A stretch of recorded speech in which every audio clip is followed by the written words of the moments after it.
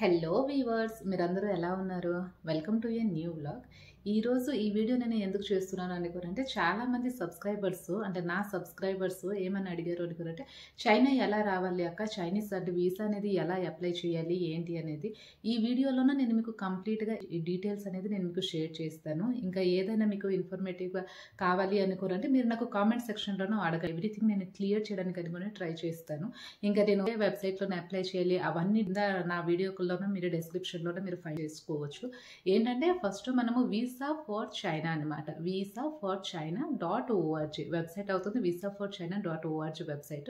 First time నేను ఎప్పుడు వచ్చాను అనుకోరంటే 2019లోనే నేను ఫస్ట్ టైం చైనా వచ్చాను. అంటే అప్పుడు ఆగస్ట్ మంత్ నేను వచ్చిన కేటగిరీ అవుతుంది S2 కేటగిరీ. అది ఓన్లీ 120 డేస్కి నాకు వీసా అనేది అప్పుడు ఇచ్చారు. అప్పుడు ఏమన్నారు అనుకున్నారంటే, అక్కడికి వెళ్ళాక మనకి వీసా అనేది ఎక్స్టెన్షన్ అవుతుంది అనుకున్నారు. కానీ అలా ఏం కాదు.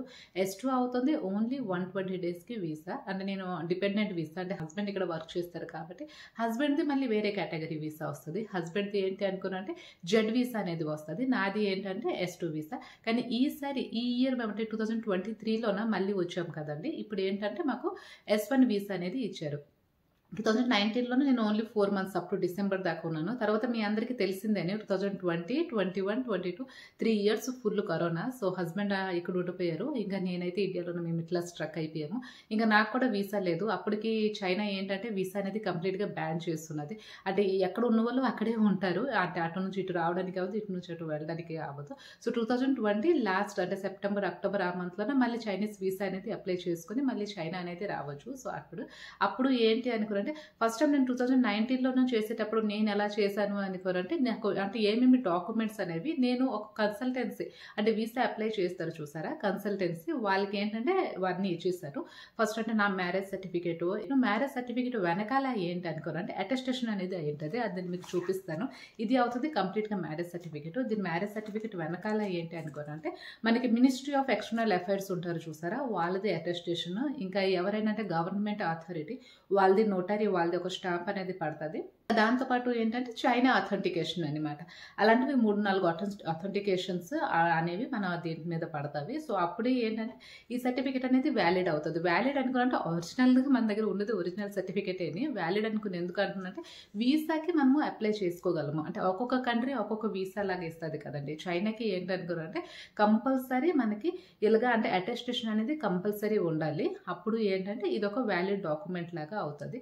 సో నాది ఇలాగ చేశాను. ఇంకా దాంతోపాటు ఏంటి అనుకోనంటే పాస్పోర్ట్, అంటే నాది పాస్పోర్ట్ జెరాక్స్ కాపీ, మా హస్బెండ్ది passport xerox copy, invitation letter అనమాట. అంటే కంపెనీ నుంచి అతనికి ఇన్విటేషన్ లెటర్, ఇంకొకటి ఏంటంటే కవరింగ్ లెటర్స్. ఇవన్నీ డాక్యుమెంట్స్ ఏంటి అనుకోనంటే మేము అంటే అక్కడ ఉన్న వీసా కన్సల్టెన్సీ అతనికి ఇచ్చేసాము. సో అతను ఏంటంటే వీసా అనేది అప్లై చేసేసి నాకు ఏంటనుకోనంటే S2 వీసా అనేది ఇచ్చారు. అంటే 120 డేస్ తర్వాత మళ్ళీ నేను రిటర్న్ అయిపోయాను. ఈసారి ఏంటి అనుకోనంటే ఫ్రెష్గా నేను అప్లై చేశాను అనమాట. అంటే మళ్ళీ 2023లోన ఫ్రెష్గా నేను వీసా అనేది అప్లై చేశాను. అప్పుడు ఏంటి అనుకోనంటే సేమ్ అలానే అంటే నాది మ్యారేజ్ సర్టిఫికేట్, ఇంకా మా బాబుది బర్త్ సర్టిఫికేట్. వాడి బర్త్ సర్టిఫికేట్లోనూ కూడా మీ అందరికీ తెలిసిందేని బర్త్ సర్టిఫికేట్ అనేది ఇలాగ ఉంటుంది, అంటే ఫ్రంట్ నెయిల్గా ఉంటుంది. ఇంకా దాని వెనకాల ఏంటి అనుకోనంటే సేమ్ అంటే చైనా నుంచి అథెంటికేషన్ ఒకటి, ఇంకా నోటరీ పబ్లిక్ అటెస్టెడ్, ఇంకా మినిస్ట్రీ ఆఫ్ ఎక్స్టర్నల్ అఫైర్స్ నుంచి అటెస్టేషన్, అలాగా 3-4 అటెస్టేషన్స్ అయితే వాడిది కూడా సేమ్ అలానే పడింది అనమాట. నెక్స్ట్ ఏంటి అనుకోనంటే సేమ్ అంటే మళ్ళీ కవరింగ్ లెటర్స్, అంటే హస్బెండ్ ఇన్విటేషన్ లెటర్ ఒకటి, హస్బెండ్ వాళ్ళ కంపెనీ నుంచి కవరింగ్ లెటర్స్ ఒకటి, ఇంకా పాస్పోర్ట్స్ అనేవి ఇలాగ ఉండాలన్నమాట. వెనకాల వైట్ బ్యాక్గ్రౌండ్ అనేది ఉండాలి. ఇప్పుడు అంటే నేను బొట్టు, కాటిక, ఇంకా చెవుట్లోనివి, ఇంకా మెడలోన పుస్తుతాడు ఇవన్నీ వేసుకున్నాను కదా, ఇవన్నీ ఏమి ఉండకూడదు. అన్నీ తీసేసి జస్ట్ మనం అంటే హాఫ్ ఫోటో అనేది వాళ్ళు క్లిక్ చేసుకుంటారు. అంటే వెనకాల ఇంకా బ్యాక్గ్రౌండ్ అనేది వైట్ బ్యాక్గ్రౌండ్ అనేది ఉంటుంది అనమాట. సో నాది మా బాబుది ఇవన్నీ డాక్యుమెంట్స్ తీసుకెళ్ళి మేము ఒరిస్సాలో ఉంటాం కాబట్టి ఒరిస్సాలో ఉన్న వాళ్ళకి ఏంటి అనుకోనంటే వాళ్ళకి ఐదర్ ఢిల్లీలోనే వాళ్ళు అప్లై చేసుకోవచ్చు, లేదు అనుకోనంటే వాళ్ళు కోల్కతాలోనే అప్లై చేసుకోవచ్చు. మేమేంటంటే మాకు ఒడిస్సాకి దగ్గర కోల్కతా కాబట్టి కోల్కతాలోన వీసాస్ సెంటర్ ఫర్ చైనా అనుకొని ఉంటుంది, వీసా సెంటర్. ఇంకొకటి చెప్పడం మర్చిపోయాను ఏంటి అనుకోని అంటే, మనకి ఏంటంటే ఫస్ట్ మనం అంటే నేను స్వయంగా వీసా ఫర్ చైనా వెబ్సైట్కి వెళ్ళి అక్కడ మొత్తం అంటే నేను ఫిల్అప్ చేశాను అనమాట. వీసా అప్లికేషన్ ఫార్మ్ ఉంటుంది కదా, Chinese visa application form. First మీరు కనుక్కొని మీరు ఏ కేటగిరీ కిందకి వస్తారు అంటే దాంట్లో చాలా కేటగిరీస్ ఉంటాయి. అంటే S1, S2, Q1, Q2, ABC అలాగా చాలా కేటగిరీస్, జెడ్ వీసా అలాగా చాలా కేటగిరీస్ అనేవి ఉంటాయి.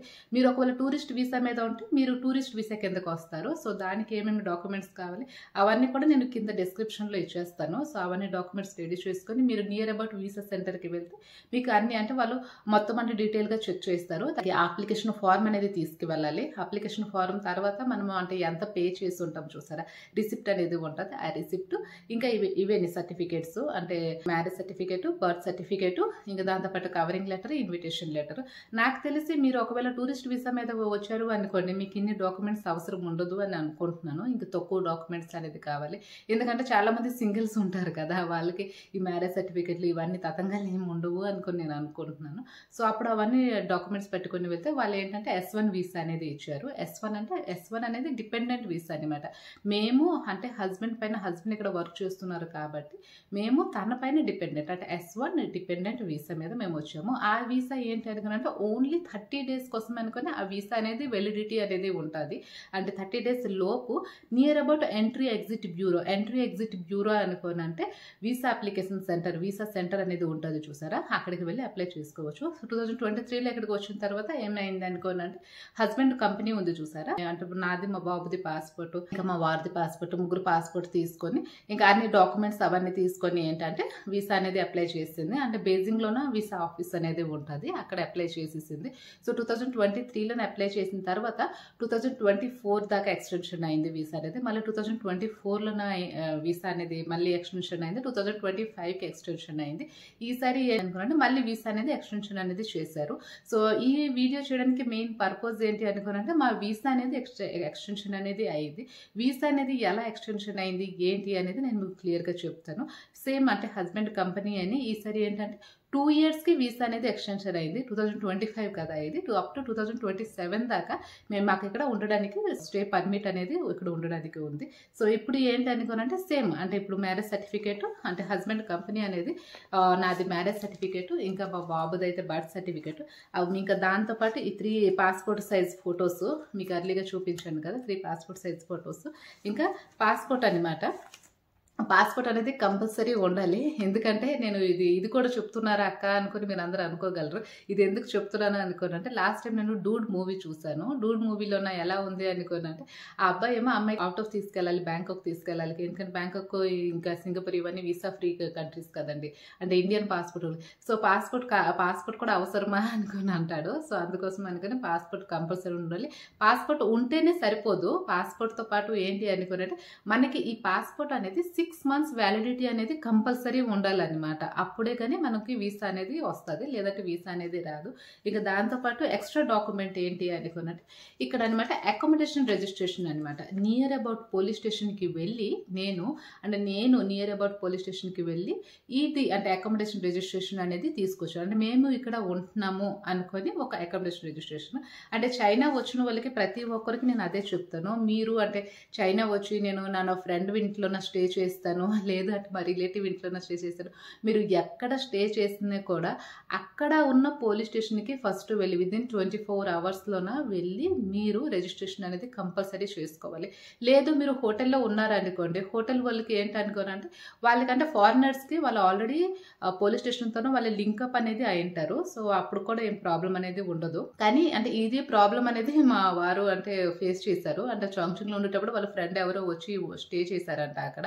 కానీ ఏంటి ప్రాబ్లం అయింది అనుకోని అంటే అతనికి చెప్పారు కూడా, అంటే పోలీస్ స్టేషన్కి వెళ్ళి ఇలా వెరిఫికేషన్ అవ్వాలి అనుకోనంటే అలా అవసరం లేదు అనుకున్న అతను ఫ్రెండ్. మా వారికి తెలుసు, ఎందుకంటే మేము ఎన్నిసార్లు అంటే ఇండియాకి వెళ్ళి మళ్ళీ చైనాకి రిటర్న్ అవుతాము చూసారా.